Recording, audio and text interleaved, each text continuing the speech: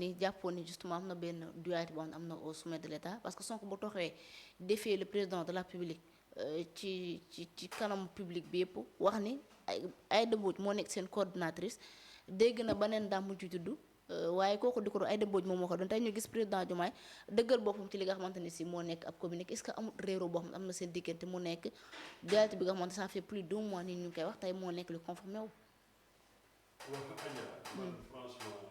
bon ñun dañuy politique te dañuy xaw a émotif. muy le président Diomaye muy le président Sonko ñoom ñaar ñëpp à plusieurs occasions génn nañu en public devant les caméras wax ne ñoom ñaar ñii bokkuñu tempérament léeg-léeg duñu bokk gis-gis ci beaucoup de dossiers. Tout à fait. mais ay xarit lañu. kii rakku kii la kii magu kii la. Diomaye jël ñaari takkandeeram kenn ki mu tuddee ko Ousmane Sonko keneen ki mu tuddee ko yaayu Ousmane Sonko. Bien sûr. ñu nekk ñaari jëmm yu bokkuñu tempérament bu ñu réerewoo ci benn gis-gis bu ndaw rek ñu ne tey la àdduna di tukki. non pour man pas du tout ce n'est pas un problème de sentiment ce n'est pas un problème de sentiment au contraire pour man tey ñoom ñaar seen uute yi richesse la ci réew mi richesse la ci sunu parti. D'accord. c'est-à-dire benn wii bi sax moo doon danger mais le fait que kii gisee nii ki la gisee nii pour man dañ ko war a sant yàlla. mais est-ce que du bon mais ñoom soxna dem leen tëddi te nelaw te xam ne ñoom ñaar du lii moo leen di tàqali dañoo yàgg di am quelquefois ay gis-gis yu bokkul. booba ñu ngi wut réew mi. d'accord. du dëgg. te ñoom dañ ko waxal seen bopp xam nga bu ñu ko waxul woon sax nga ne ñun dañ ko inventé mais ñoom ñoo ko waxal seen bopp.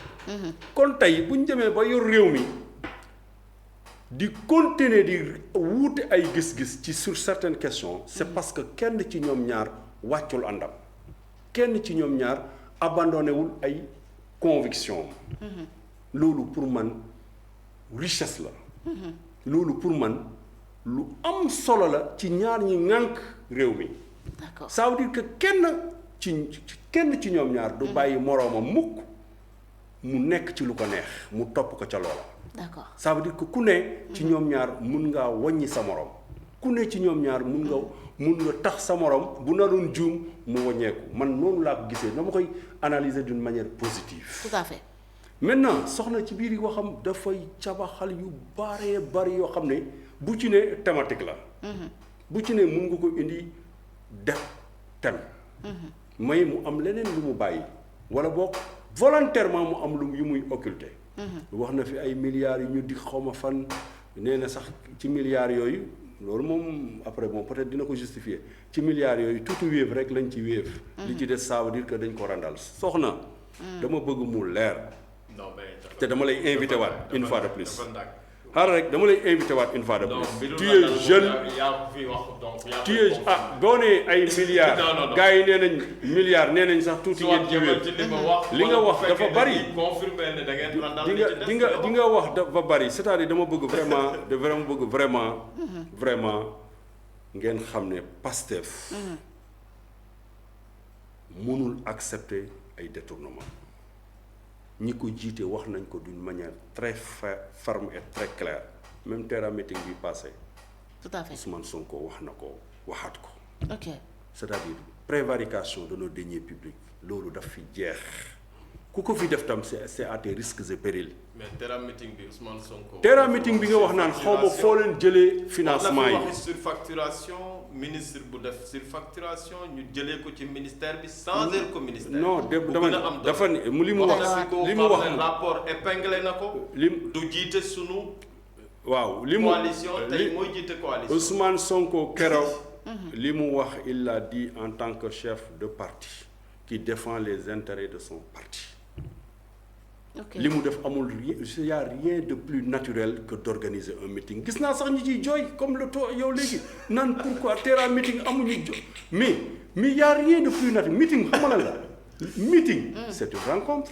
mais est-ce que fii c'est une rencontre politique c'était urgence. mais ça sëñ bi meeting c'est privé c'est une réunion politique privée boo xamante ne yow soxna sa yoon newu ca parce que bokkoo ca Pastef. solution lañ soxla. non non dama ni Ousmane Sonko bañ na ko ba xoolal avant le meeting il a pris ses congés. mais déjà. daa ngi de nee na dafay jël may ma rek dafa ne. ak fi réew mi toll soxna. jël na quelques jours de congé waxu meeting waxi congé. soxna commencé na dama dagg de. non non dama lay relancer rek. relancer kii aji moom moo war a relancer dama ni. bàyyi ko mu wax soxna. dama ni Ousmane Sonko est un chef de parti politique. jël na quelques jours de congé pour aller à la rencontre de ses militants mais da ngeen war a applaudir parce que loolu moo jaadu.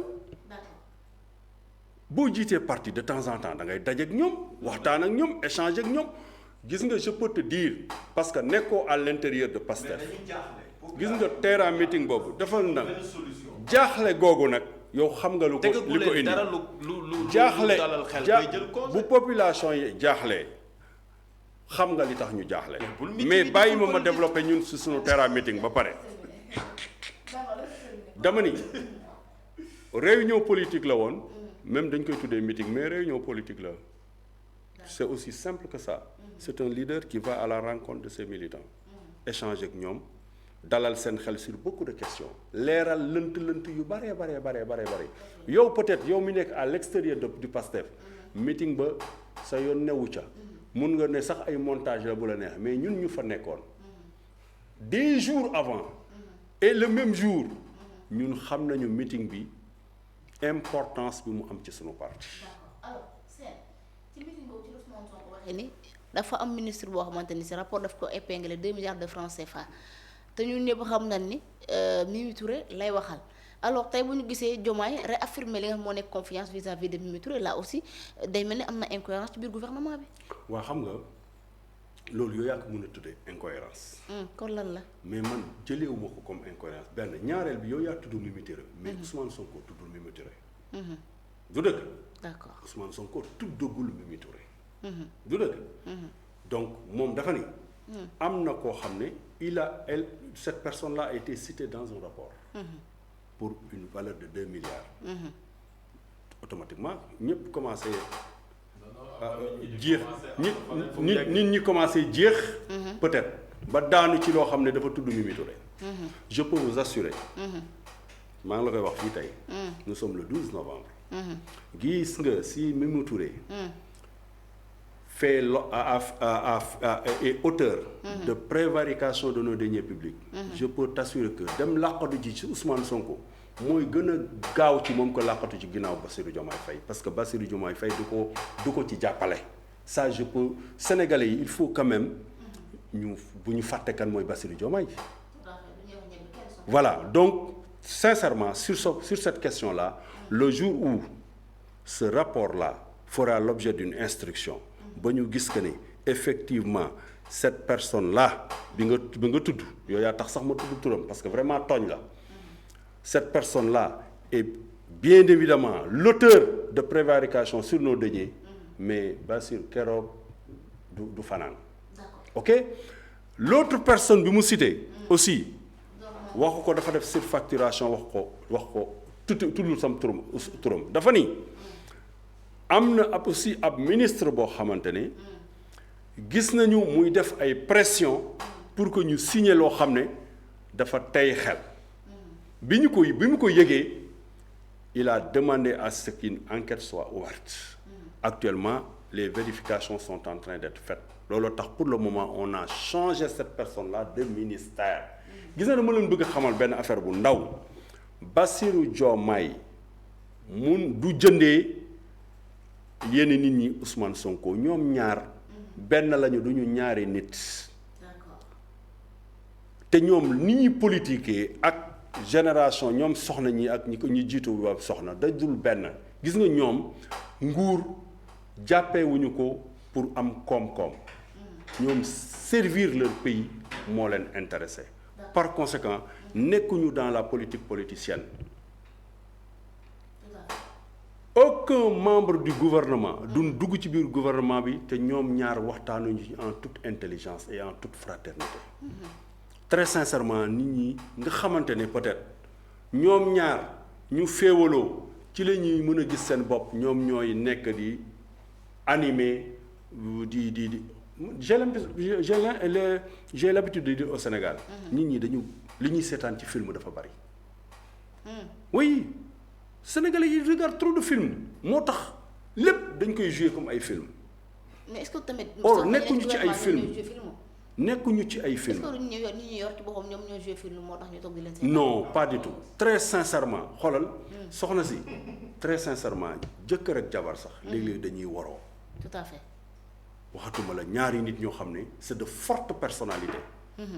de temps en temps il est normal ñu waroo ci ay position mais ils vont se retrouver. tout à fait. pour man. dara amul seen diggante te dara du am seen diggante xam nga lu tax. jaar-jaar bi la. mission bi leen suñu borom sant la. tout à fait. mission bi. suñu borom sant leen pour ñu defaraat réew mi tegaat ko ci ay yoon amul kenn ci ñoom ñaar kuy flancher. amul mais état kenn du ko gérer ci ay amitié nag yow tam. non dama ni d'accord du indiwuma amitié de. buñ indiwuma ba léegi amitié dama ne au contraire c'est des hommes de conviction. c'est des hommes de conviction et de principe. tout à fait. c'est la raison pour laquelle quelquefois mun nga dégg du bii mooy dernière de. di nga dégg yeneen ak yeneen ak yeneen ak yeneen parce que c'est de fortes personnalités. tout à fait. parce que dañu gëm Sénégal. parce que dañu bëgg Sénégal jëm kanam ku nekk da ngay défendre sa position ba jeex takk. mais duñu fooye réew mi. d'accord. réew mi duñ ko fooye te fooye ko xam nga mooy lan. mooy lii nit ñi ni film bii nit ñi bëgg a dessiner nii film bii loolu mënu fi ne ce n'est pas possible mënu fi ne. ok Babacar diggante Sonko ak.